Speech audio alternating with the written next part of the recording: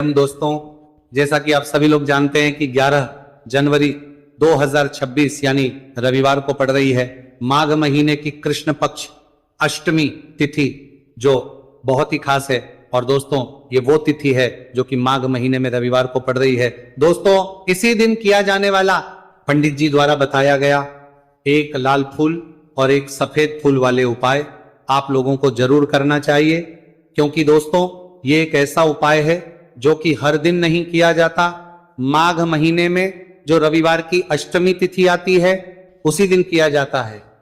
अगर आप लोगों ने इस उपाय को नहीं किया है या किसी कारणवश नहीं कर पाए हो तो इस माघ रविवार अष्टमी तिथि के दिन इस उपाय से मत चूकना। दोस्तों देखिए, यह दिन इतना खास होता है, इतना महत्वपूर्ण होता है।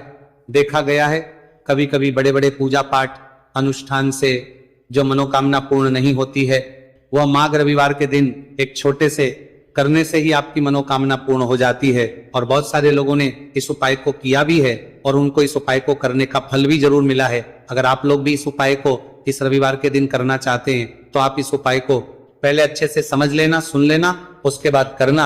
आपको इस उपाय का फल जरूर मिलेगा, आपकी सभी मनोकामनाएं पूरी हो जाएंगी। दोस्तों, हम आपको यहाँ पर बता दें कि ये जो एक लाल फूल और एक सफेद फूल वाले उपाय है, ये उपाय पंडित जी ने अपनी अभी की सीहोर की कथा में ही बताया है। उपाय को करने से आपके घर में चाहे किसी भी प्रकार की दुहक और समस्या क्यों ना चल रही हो, आपको उसका कारण भी नहीं पता है कि भाई ये समस्या किस कारण से चल रही है, उसका कुछ भी कारण हो सकता है। जैसे पितृदोष हो सकता है, कालसर्प दोष हो सकता है, या किसी भी तरह का मंगल दोष भी हो सकता है, और भी बहुत तरह के दोष होते हैं, कुछ भी हो सकता है। पर आपको इस उपाय को करने के लिए अपने दोष को पता लगाने की भी जरूरत है। आपके घर में किस कारण से इतनी दुख और परेशानी आ रही है वो भी आपको पता लगाने की जरूरत नहीं है। बस रविवार को अष्टमी तिथि के दिन इस उपाय को कर लेना है, क्योंकि इसी एकमात्र उपाय को करने से आपके पूरे घर परिवार में सुख और शांति हो जाएगी। आपके घर में अच्छे अच्छे काम होने लगेंगे, आपकी जो भी मनोकामना होगी वो भी धीरे धीरे करके पूर्ण होना शुरू हो जाएगी।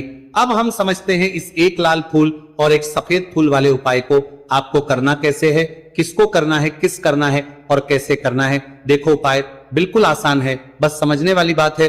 ध्यान से समझिए, उसके बाद ही आप लोग जो है इस उपाय को जरूर कीजिएगा। सबसे पहली चीज हम लोग ये समझते हैं कि इस एक लाल फूल और एक सफेद फूल वाले उपाय को इस आने वाली रविवार अष्टमी तिथि के दिन किसको करना है। तो देखिए, इस उपाय को घर के सभी सदस्यों को करने की बिल्कुल भी जरूरत नहीं है। घर में से कोई एक मुख्य बड़ा सदस्य इस उपाय को करेगा तो उस घर परिवार के सभी सदस्यों को इस उपाय को करने का फल मिल जाएगा। पर वो बड़ा सदस्य कौन होगा, कौन व्यक्ति इस उपाय को करेगा, तो यहां पर देखिए हम आपको बता दें, घर की जो बड़ी माताएं बहनें होंगी, घर की बड़ी माताओं बहनों में से कोई भी एक माता बहन इस वाले उपाय को कर सकती है। अपने पूरे घर परिवार के लिए घर में सभी सदस्यों को इस उपाय को करने की जरूरत नहीं है। मात्र घर की जो माताएं बहनें हैं उनमें से कोई भी एक माता बहन इस वाले उपाय को करेगी तो उसके घर परिवार के पूरे सदस्यों को इस उपाय का फल मिलेगा। अगर किसी कारणवश माताएं बहनें घर में उपस्थित ना हो या वो इस उपाय को ना कर रही हो, कुछ दिक्कत हो, तो भाई उस जगह पर फिर घर का कोई बड़ा व्यक्ति भी इस उपाय को कर सकता है। माताओं बहनों के कहने का मतलब यह था कि माताएं बहनें घर की लक्ष्मी होती है। जब घर की लक्ष्मी कोई उपाय करती है तो निश्चित ही भगवान शिव जी जल्दी प्रसन्न होते हैं और उपाय का फल में बहुत जल्दी और बहुत बड़ा करके भी यहां पर देते हैं। तो आप लोग ये बात समझ गए होंगे। अब हम ये बात समझते हैं कि इस वाले उपाय को हमें करना किस समय है। एक लाल फूल और एक सफेद फूल वाले उपाय को हमें अष्टमी तिथि के दिन करना किस समय है। तो देखिए, इस उपाय को करने का जो समय है, सुबह का समय भी है और शाम का समय भी है। अब देखिए, यहां पर हम मुख्य रूप से सुबह का समय नहीं बोलेंगे, क्योंकि देखिए ये जो अष्टमी तिथि है, और आप सभी लोग जानते हैं रविवार अष्टमी तिथि के दिन का प्रदोष काल का मतलब शाम का जो समय होता है ना, इस दिन भगवान शिव जी का सबसे प्रिय दिन होता है। तो आप लोग इसे एक लाल फूल एक सफेद फूल वाले उपाय को सुबह के समय भी कर सकते हो और शाम के समय प्रदोष काल में भी कर सकते हो। सुबह के समय अगर कर रहे हो तो 10 या फिर 11 बजे तक भी अगर उपाय करोगे तो भी आपको उपाय का फल मिलेगा। वही अगर शाम के समय कर रहे हो तो इस दिन जरूर शाम के समय का ध्यान रखना। कि शाम के 6 बजे से लेकर 7 बजे के बीच में अगर आप इस उपाय को कर सकते हो तो बिल्कुल कर लेना, पूरी कोशिश करना। पर अगर किसी कारणवश इस समय के बीच में ना कर पाओ तो रात 8 बजे तक भी अगर आप उपाय को करोगे तो आपको उपाय का फल जरूर मिलेगा। ये बात आपको समझ आ गई कि आप इस उपाय को सुबह और शाम दोनों समय कर सकते हो। मतलब करना दोनों समय, आपको एक ही समय है, घर में से किसी एक ही बड़े व्यक्ति को करना है, एक ही बार इस उपाय को करना है, दोनों समय नहीं करना है। आपको जो समय अच्छा लगे आप उस समय पर इस वाले उपाय को कर सकते हैं। तो चलिए जानते हैं इन विशेष उपायों के बारे में। लेकिन उससे पहले जो भी मेरे भाई मेरी प्यारी बहनें आज चैनल पर पहली बार आए हैं या मेरी आवाज आज पहली बार सुन रहे हैं, अगर आप भी महादेव के सच्चे भक्त हैं तो वीडियो को लाइक और चैनल को सब्सक्राइब जरूर कर लें और कमेंट बॉक्स में लिखें हर हर महादेव। देखो अब सबसे पहली बात आती है कि इस उपाय को हमें करना किस लिए है। जैसा कि हमने अभी आपसे बोला कि इस उपाय को करने के बाद आपके जीवन में बहुत सारी खुशियां आएंगी, आपकी मनोकामनाएं पूर्ण होंगी, आपकी धन की समस्या दूर होगी, आपकी पैसों की समस्या दूर होगी। अब देखिए, अगर आप लोग सोच रहे हो कि भाई हमें अपना घर बनाना है पर घर बनाने के लिए पैसा नहीं है, हमें गाड़ी लेना है पर गाड़ी लेने के लिए पैसा नहीं है, हमें जमीन लेना है पर जमीन के लिए पैसों की कमी पड़ रही है, अगर ऐसी ही दिक्कत परेशानी या किसी भी तरह की धन से जुड़ी हुई समस्या या पैसों से जुड़ी हुई समस्या अगर आपके जीवन में चल रही है तो ये उपाय निश्चित ही आपके जीवन में बहुत सारे फल लाकर दे सकता है। इसीलिए अगर आपके घर में बहुत ज्यादा दिक्कत समस्या परेशानी चल रही है, धन से जुड़ी हुई पैसों से जुड़ी हुई धन की बहुत ज्यादा कमी आ रही है, पैसों की आवक नहीं हो रही है, तो भाई आप लोगों को इस वाले उपाय को जरूर करना चाहिए। घर में से किसी एक भी बापे व्यक्ति को अब इस उपाय में करना क्या है वो सबसे पहले हम लोग जान लेते हैं। उपाय की सामग्री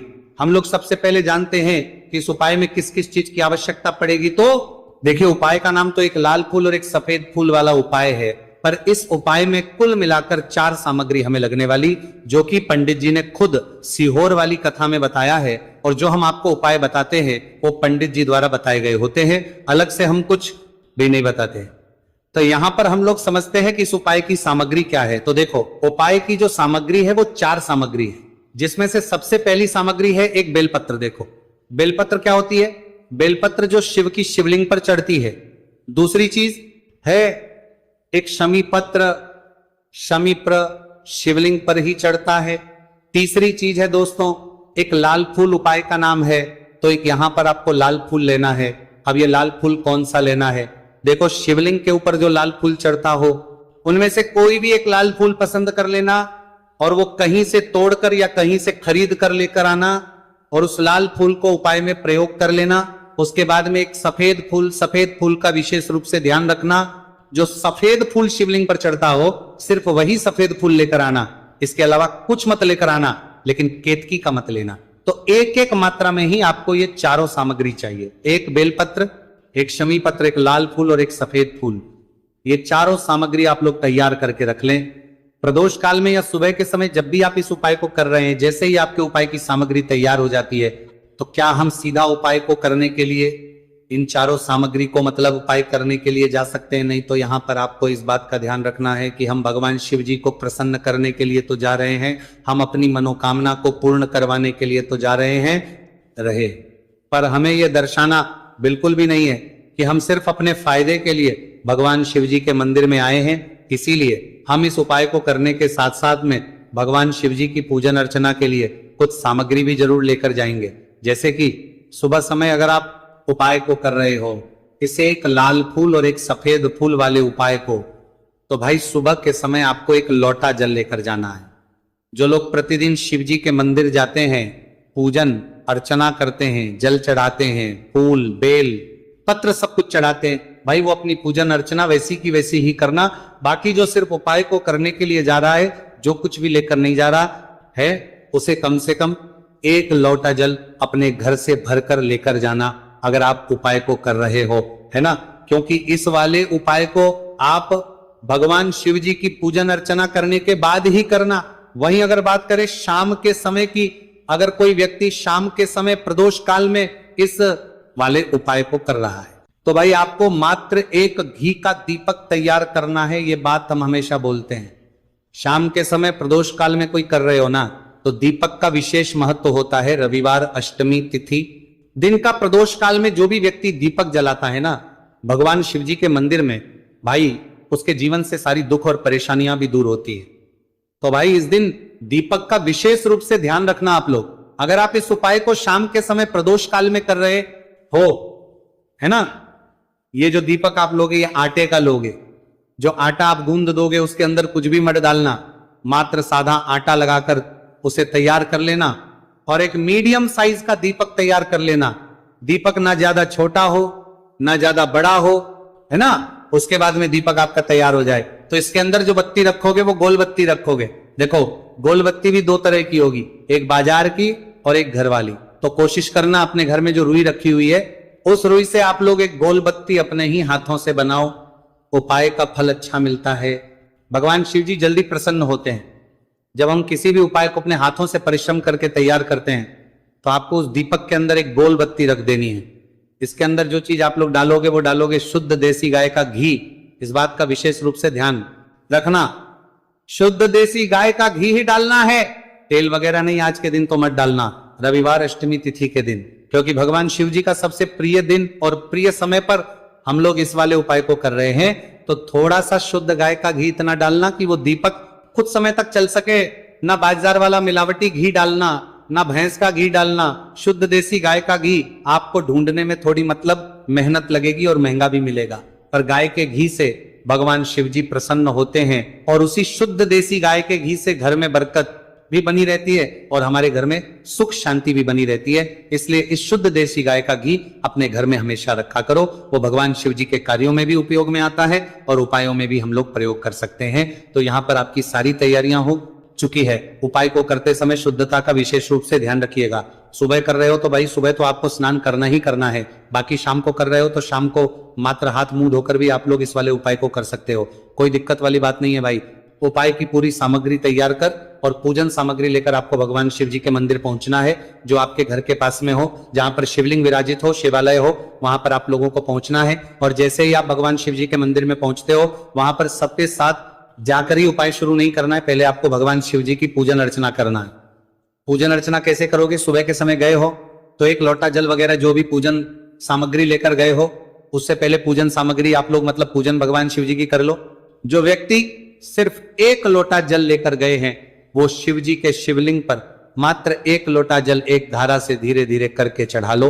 अपनी पूजन अर्चना आप लोग जो है पूरी कर लो पहले। उसी के बाद अगर आप शाम के समय कर रहे हो तो पहले जाकर बैठना है भगवान शिव जी के शिवलिंग के पास में। आप जो दीपक तैयार करके लेकर आए हो उस दीपक को पहले जलाना है। ये जो दीपक आप लोग जलाओगे ना, ये किसी और की माचिस से मत जला, अपनी ही माचिस अपने ही घर से लेकर आना और इस दीपक को अपने ही माचिस से जलाना। अगर आपने मंदिर की माचिस या किसी और की माचिस ले ली, इस उपाय को करने में इस उपाय का फल उस व्यक्ति को भी बहुत मिल जाएगा। इस बात का ध्यान रखना। अपने घर से अपनी ही माचिस लेकर जाना और इस दीपक को जलाना। दीपक को जलाने के बाद भगवान शिव जी की शिवलिंग के पास में रख देना। शिवलिंग के इतना पास में मत रखना कि शिव जी को आंच लगे, थोड़ी सी दूरी बनाकर ही जो है इस दीपक को शिवलिंग के पास में आप लोग रख दीजिएगा। अब जैसे ही आपकी पूजन अर्चना हो जाती है, भगवान शिव जी के शिवलिंग के सामने या आसपास कहीं पर भी बैठ जाइए उपाय को करने के लिए। और उपाय को करने से पहले आप लोग अपनी वो चारों पूजन सामग्री निकाल लीजिए। उपाय की जो सामग्री है वो निकाल लीजिए और भगवान शिव जी के शिवलिंग के ऊपर एक माता अशोक सुंदरी जी का स्थान देख लीजिए। माता सुंदर जी का जो स्थान होता है वो जलाधारी के ऊपर होता है। जलाधारी के बिल्कुल बीचों बीच में होता है। आप लोगों ने देखा भी होगा शिवलिंग की जलाधारी होती है। जलाधारी के बिल्कुल बीचों बीच का जो स्थान होगा वो माता अशोक सुंदर जी का स्थान होगा, क्योंकि यहीं पर हमें ये जो है उपाय को करना है। सबसे पहली चीज अब हम उपाय को करना शुरू करते हैं। आप सबसे पहले अपनी एक बेलपत्र उठा लो।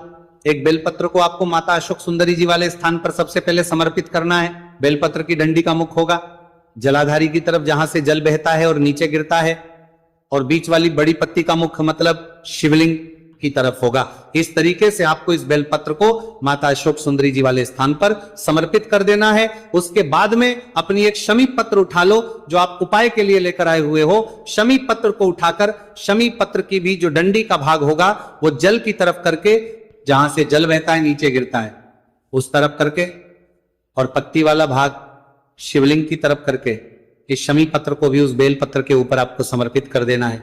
समर्पित करने के बाद अब आप ले लो अपना एक लाल फूल जो आप उपाय को करने के लिए लेकर आए हुए हो। इस लाल फूल का जो खिला हुआ भाग होगा, चाहे वो गुलाब का फूल हो, चाहे कोई सा फूल जो शिवलिंग पर चढ़ता हो, भाई उस फूल का जो खिला हुआ भाग होगा वो शिवलिंग की तरफ होगा। बाकी जो पीछे का भाग होगा फूल का, वो जलाधारी की तरफ, जहां से जल बहता है नीचे गिरता है उस तरफ होगा। और आखिरी में आपका जो एक सफेद फूल बचा हुआ है, इस सफेद फूल को भी आपको लेना है और सफेद फूल का जो खिला हुआ भाग होगा वो शिवलिंग की तरफ होगा, जहां पर शिवलिंग रखा हुआ है उस तरफ होगा, और डंडी का भाग जलाधारी के पीछे की तरफ हो जाएगा। मतलब जो जहां से जल बहता है और नीचे गिरता है, जब आप एक बेलपत्र, एक शमी पत्र और एक लाल फूल, एक सफेद फूल चढ़ा रहे हो, तो उस समय आप लोगों को कांता भगवान या कांता चक्र का नाम लेते हुए ही जो है इस उपाय को करना है और भगवान शिव जी और नारायण जी का स्मरण करते हुए ही इस उपाय को आपको करना है। तो जब भी आप एक बेलपत्र, एक शमी पत्र, एक लाल फूल और एक कमी हो रही है, जो भी दुख और समस्या परेशानी चल रही हो आपको अपनी, वह दुख और जो है भगवान शिव जी से उपाय को पूरा करने के बाद वहीं पर पास में बैठकर बोल देना है, हाथ जोड़ के आंखें बंद करके अपनी परेशानी और श्री शिवाय नमस्तु भयम का जाप करना है। दोस्तों, आज हमने इस वीडियो में कुछ उपाय बताए हैं जो आपको करने हैं। अगर आपको वीडियो अच्छी लगी हो तो वीडियो को 1 लाइक और चैनल को सब्सक्राइब जरूर करें। हर हर महादेव।